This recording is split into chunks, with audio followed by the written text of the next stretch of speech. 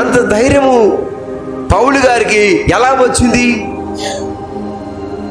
పౌలు గారు చెప్తాడు, నేను పాపిని, పాపులలో ప్రధానమైన పాపిని, హంతకుడను, హానికరుడను, దూషకుడను అని స్టేట్మెంట్ ఇస్తున్నాడు పౌలు గారు.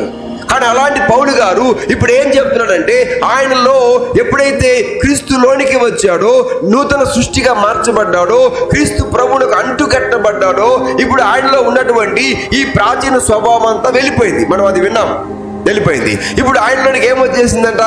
యేసు ప్రభు యొక్క కృప వచ్చేసింది, ఆయన శక్తి వచ్చేసింది. ఇప్పుడు అంటున్నాడు, నన్ను బలపరచువాడేందుకు నేను సమస్తము చేయగలను అని అంటున్నాడు. కాబట్టి మనలో కూడా ఈ స్వభావము